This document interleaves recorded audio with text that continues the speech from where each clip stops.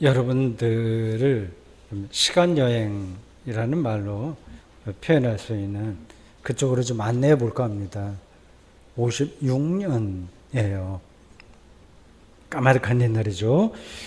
56년, 기원후 56년 초, 사도 바울은 고린도에서 활동하고 있었습니다.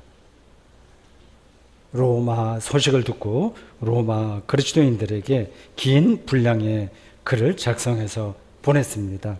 그 글이 바로 로마서입니다. 로마서의 핵심 주제는 믿음을 통한 의로움입니다. 예수 그리스도를 믿음으로써 하나님으로부터 의롭다 인정받는다는 뜻입니다. 이 가르침이 교회 밖의 사람들에게는 황당하게 들릴 수 있습니다. 무슨 얘기냐? 실제로 정의로운 일을 해야지 의로운 거지. 예수를 믿는다고 해서 무슨 의로워지냐? 이게 말이 되냐? 그래 생각할 겁니다. 비유적으로 이렇게 설명해도 되겠죠? 여기 연봉 2천만 원인 사람이 있습니다. 식구는 4명이에요. 빠듯하게 삽니다. 그런데 연봉 1억 원을 받는 사람보다 자신은 더 풍요롭게 산다고 생각합니다. 이게 가능한 이유는 일용할 양식만으로 정말 만족스럽게 사는 삶의 비결을 그가 알기 때문이에요. 아는 사람과 모르는 사람은 천지 차이입니다. 초기 그리스도인들은 예수 그리스도를 통해서 전혀 새로운 삶의 차원에 들어갔기에 자신들을 의인이라고 생각했습니다. 오늘 설교의 핵심 주제가 이건 아닌데 로마서를 본문으로 해서 또 간접적으로 연결해서 이제 잠깐 말씀드렸어요. 하다 보니까 이거 중요한데 이걸 오히려 설교하는 게 낫지 않을까 하는 생각이 들었습니다. 순간적으로. 바울이 강조한 이러한 의로움만으로 현실 문제가 저절로 해결되지는 않습니다. 살다 보면 갈등이 있고 다투고 교회 안에서도 그렇고 교회 밖에서도 그렇고 여러 가지 오해도 벌어지고 분열도 있습니다. 그리스도인의 존재론적 변화인 의로움만 갖고 이 세상을 헤쳐나가기가 힘든 거예요. 64년에 발생한 로마의 대화재 사건을 빌미로 벌어진 이 네로 황제의 그리스도교 박해는 유명합니다. 그리스도인들은 계속해서 그렇게 무시당하고 모함받고 마녀 사냥을 당했습니다. 요즘 저는 요한계시록 묵상을 대구성서 아카데미의 매일 묵상에 일주일에 5번씩 매일 묵상 코너에 올리고 있습니다.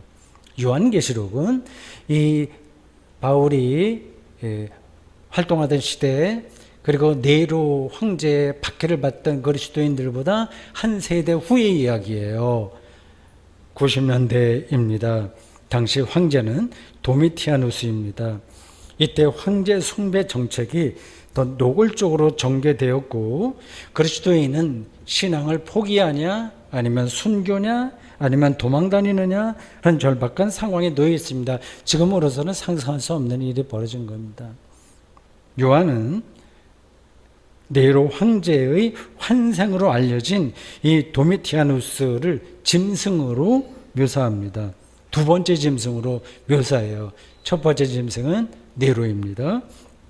네로와 도미티아누스의 노골적인 박해가 본격화하기 전인 이 바울이 활동하던 40년대와 50년대에 이미 크고 작은 시련을 그리스도인들은 받았습니다. 고린도 후서 1장과 11장에 바울이 직접 경험한 시련이 나와요. 그냥 한 구절만 읽으면 이렇습니다. 고린도 후서 11장 23절. 옥에 갇히기도 더 많이 하고 매도 수없이 맞고 여러 번 죽을 뻔하였으니 어떻게 들립니까? 이렇게 억울한 일을 당하면 어떻게 해야 될까요? 오늘 설교 성경 본문에서 바울은 오늘 현실과 다소 동떨어지는 듯한 발언을 합니다. 먼저 첫 구절인 14절을 들어보십시오. 너희를 박해하는 자를 축복하라. 축복하고 저주하지 말라. 이게 말이 된다고 생각하시나요? 조금이라도 손해를 보면 큰일 날 듯이 살아가는 사람들에게 이런 말은 전혀 귀에 들리지 않을 겁니다. 그리스도인들도 뭐 비슷하게 살지 않을까요? 어떻습니까? 축복과 저주를 말한 다음에 바울은 15절과 16절에서 즐거워하는 자들과 좀 즐거워하고 우는 자들과 함께 울고 마음을 높은 데 두지 말고 낮은 데 두며 스스로 지혜로운 채 하지 말라고 했습니다.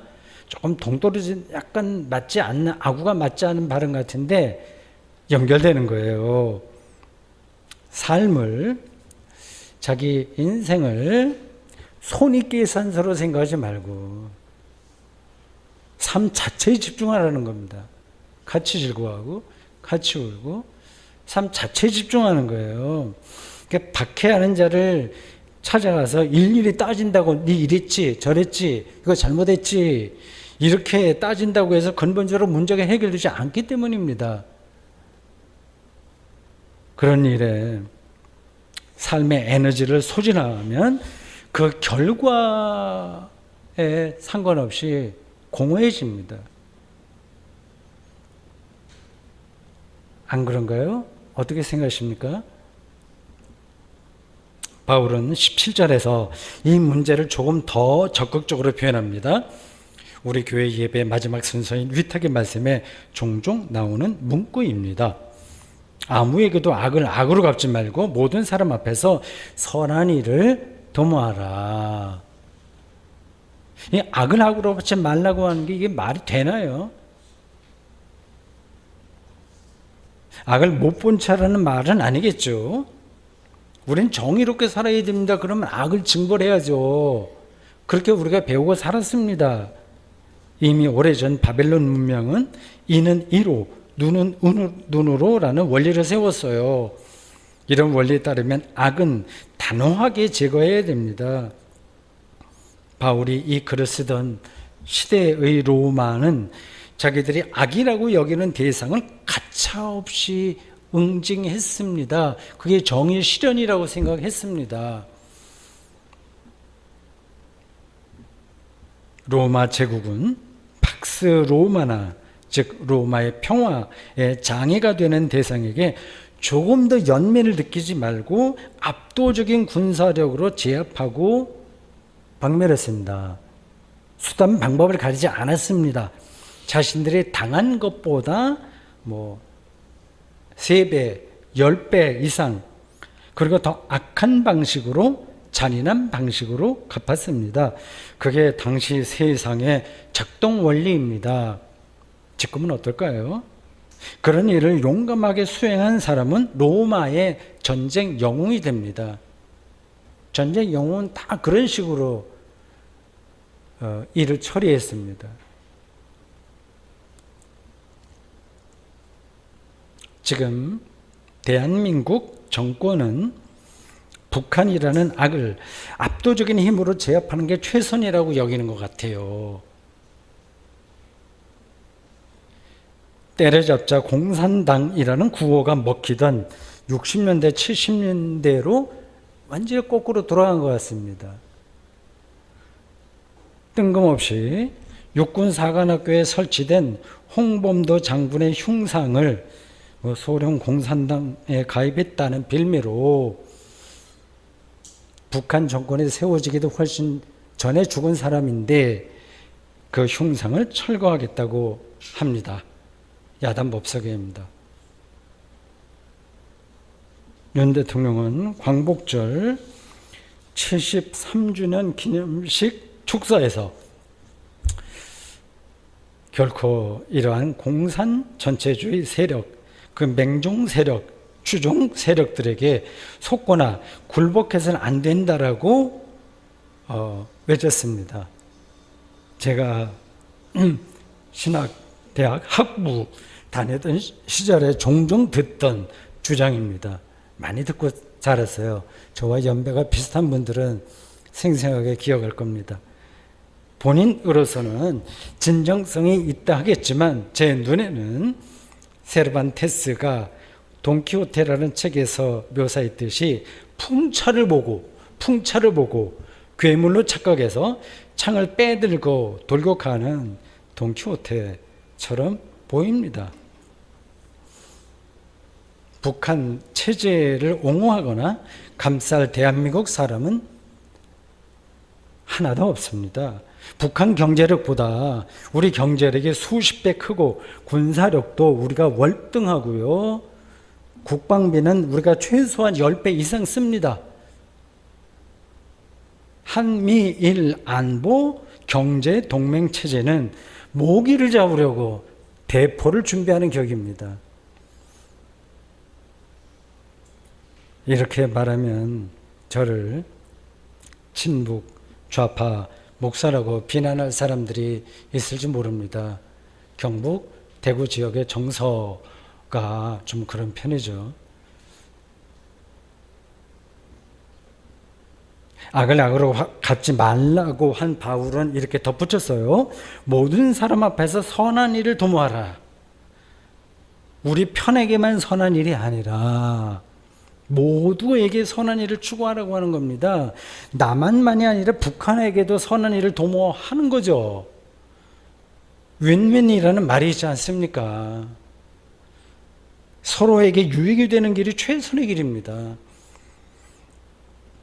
그런 건 말뿐이지. 어떻게 적과 윈윈할 수 있냐? 악인 적이 망해야 선인 우리가 잘 되는 거지 하고 말할 분도 있을 겁니다. 과연 그럴까요? 서로에게 잘 되는 방법이 없을까요? 그걸 찾으라고 정치가 있는 거 아닙니까? 무조건 힘으로 밀어붙이기만 한다면 뭐 정치는 필요 없고 그냥 전쟁 잘하는 장군만 있으면 됩니다.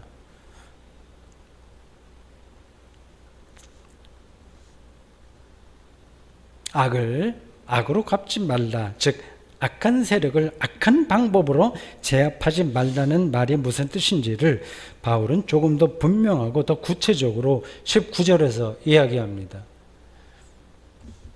네, 사랑하는 자들아, 너희가 친히 원수 갚지 말고 하나님의 진노하심에 맡기라.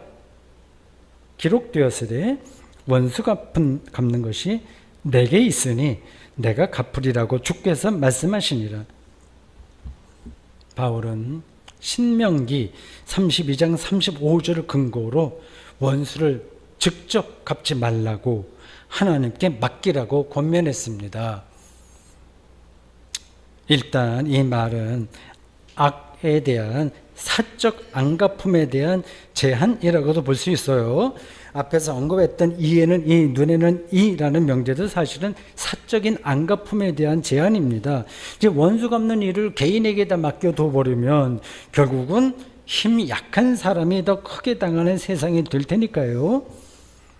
이제 그걸 우리가 한편으로 이해하긴 하지만 그래도 하나님께 맡기라고 하는 말은 어딘가 좀 비현실적이기도 하고 좀 거름직하게 들립니다.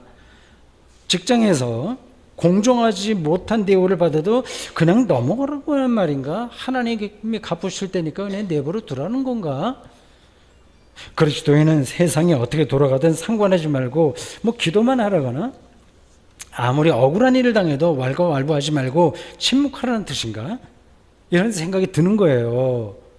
그리고 그 가르침이 높은 차원에서는 옳다고 하더라도 우리가 사는 이 세상살이에서는 실제로 지키기 어려운 가르침 아닐까요?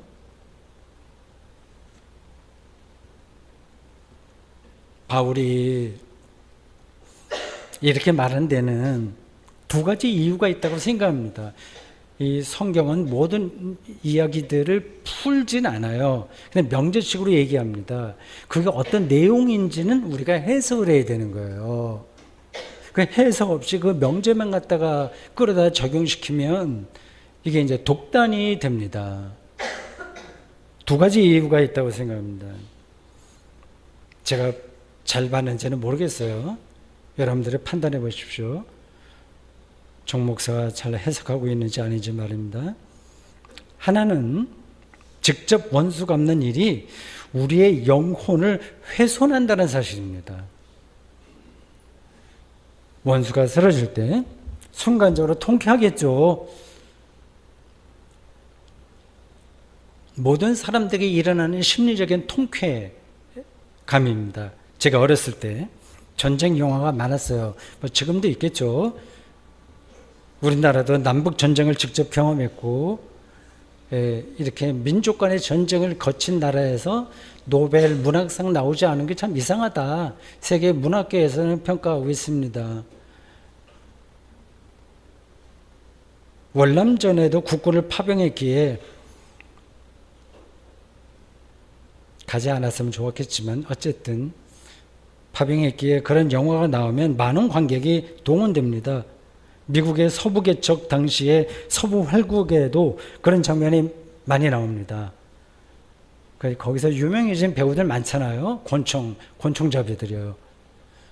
악당이 쓰러지는 장면들 많이 나오지 않습니까?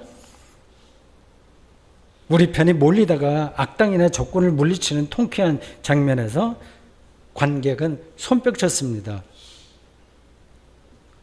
맞죠? 옛날에 극장 안 가시는지 모르겠네요. 그랬습니다. 요즘이야 영화관에서 손뼉치는 일은 없겠지만 제가 어렸을 때 중학교, 고등학교 때까지만 하더라도 그랬습니다. 저는 그런 장면이 비현실적이라고 생각합니다. 아무리 적이라고 하더라도 처참하게 죽으면 사람은 두고두고 그 장면을 잊지 못합니다. 트라우마에 떨어집니다. 월남전에 참전했던 미군 중에서 정말 많은 사람들이 정신적인 어려움을 겪었습니다. 원수와 적이 쓰러지는 순간에, 아주 비참하게 쓰러지는 순간에 느끼는 통쾌감은 순간이고 트라우마는 계속됩니다. 우리나라 남북전쟁의 트라우마로 자리를 잡고 있어요. 이걸 극복 못합니다.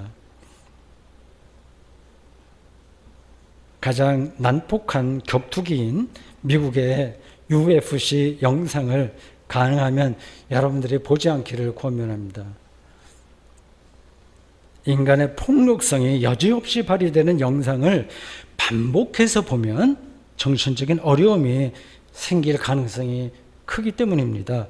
그거는 재미로만 보는데 이렇게 말할 분들이 있겠지만 사람은 자기가 무엇을 보느냐, 무엇을 먹고 무슨 말을 하고 무슨 책을 읽으며 어떤 사람들과 관계를 맺느냐에 따라서 전적으로 다른 사람이 되는 겁니다. 자기도 모르는 사이에 그렇게 됩니다.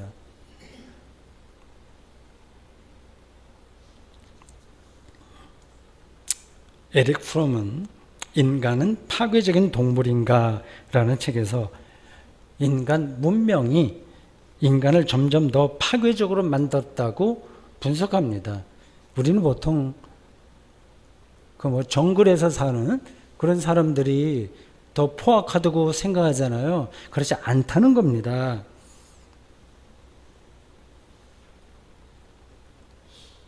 옛날 전쟁은 직접 사람과 사람이 만나서 싸우기에 제한적일 수밖에 없어요. 자기의 칼에 쓰러지는 적을 보고서 얼마나 힘들겠습니까? 그러니까 제한적인 거예요. 싸워도. 근데 이제는 인터넷 게임을 하듯이 전쟁을 합니다. 사람을 죽이는데 심적인 부담이 없는 거예요. 오펜하이머 영화도 그런 주제를 다루고 있어요. 사람은 사람을 죽이면 불안할 수밖에 없는 그 본성이 있는데 인간 문명 기술에 의해서 그것이 점점 마비되고 있는지 모르겠어요. 그래서 그런지 지금 묻지마 칼부림 현상이 우리 사회에서도 점점 더 많이 일어나는 거 아니겠습니까?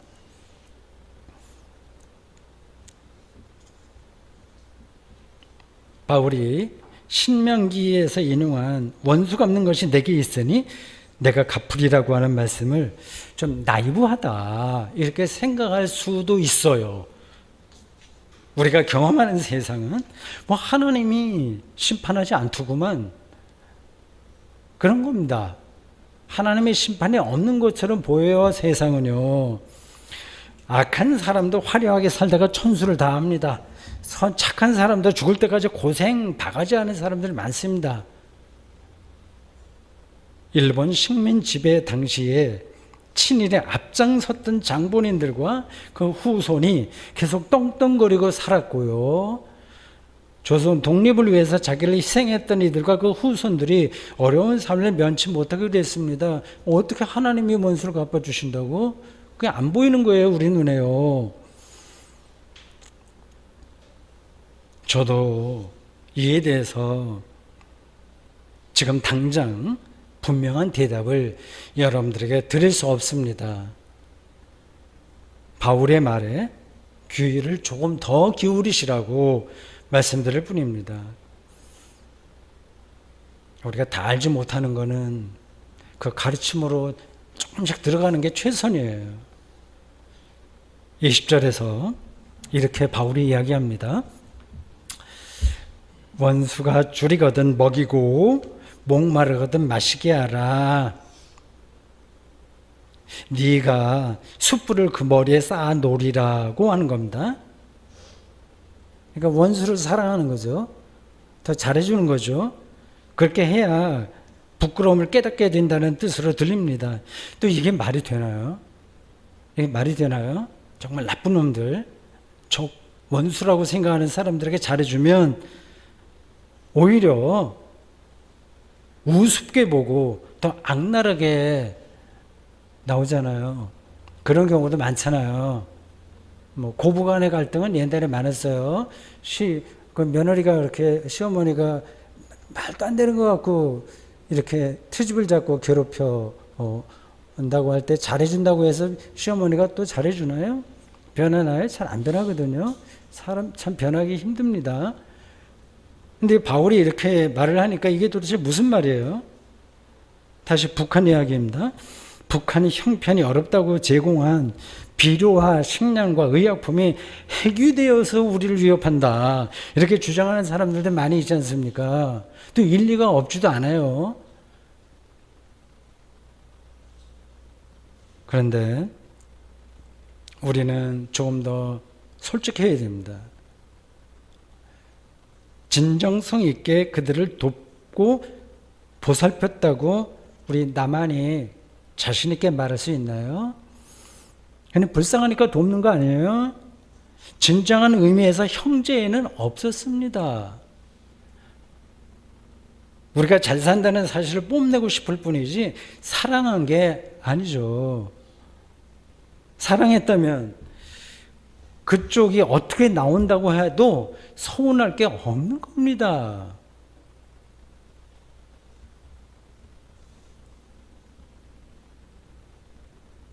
원수를 직접 갖지 말고 하나님 손에 맡겨야 할 첫 번째 이유를 설명했어요.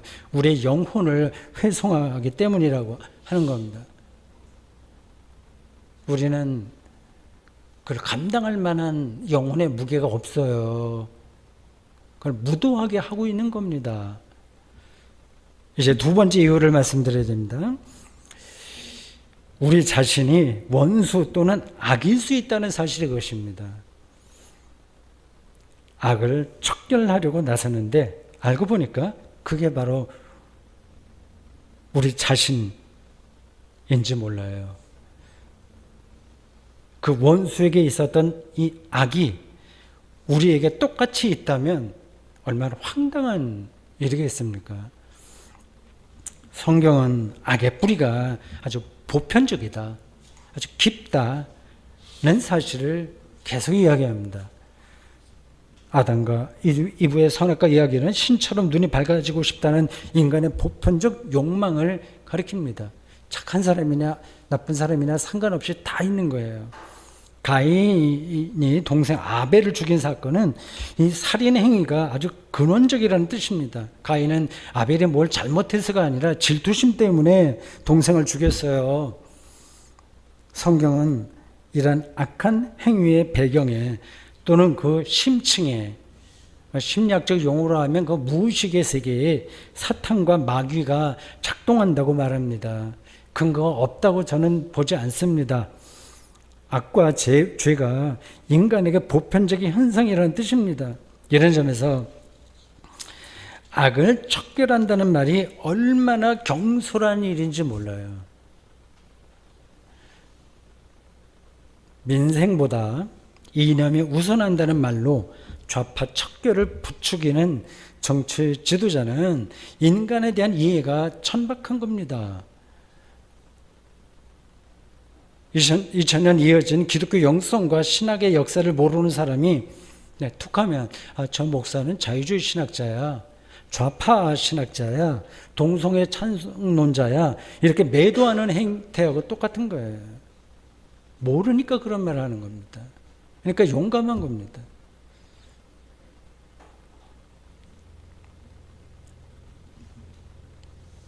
우리 자신이 악을 행할 수도 있으니 선과 악을 구별하지 말고 그냥 악을 내버려 두라, 이런 뜻으로 이 말씀을 이해하시면 곤란해요. 판단할 때는 우리가 판단해야 됩니다. 저항할 때는 저항하고 시위에 나설 때는 나서야 됩니다. 그건 각자가 저한 삶의 자리에서 주체적으로 선택해야 될 몫입니다. 근데 그 판단과 선택이 사실은 쉽지가 않아요. 그래서 성경은 깨어 있어라 이렇게 경고합니다. 바르게 선택하기 위해서라도 정말 우리가 주목해야 될 중요한 사실이 오늘 본문 21절의 마지막 절이죠. 나옵니다. 악에게 지지 말고 선으로 악을 이기라. 이 문장을 단순히 좀 나쁜 놈 되지 말고 좀 착한 사람 되라는 뜻으로 보면 곤란합니다. 그리스도의 신앙을 기껏해야 도덕적 가르침으로 보면 그 깊이를 모르는 겁니다. 악은 우리가 이길 수 없습니다.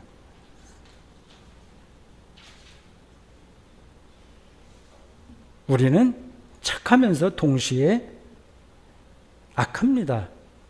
나쁜 마음을 먹습니다. 저를 보더라도 분명한데 교양이 있는 척 하긴 하지만 또 교만합니다. 그냥 악한 거죠. 개혁적이면서도 사적인 욕망에서 벗어나지 못합니다. 우리 힘으로는 악을 이길 수가 없어요. 선으로 이겨야 됩니다. 선은 하나님의 능력입니다.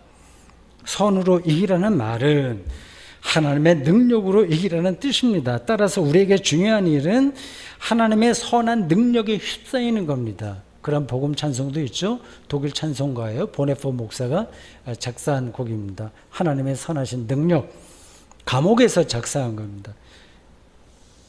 바울은 오늘 본문 앞구절 로마서 12장 9절에서 사랑에는 거짓이 없나니 악을 미워하고 선에 속하라라고 말했잖아요.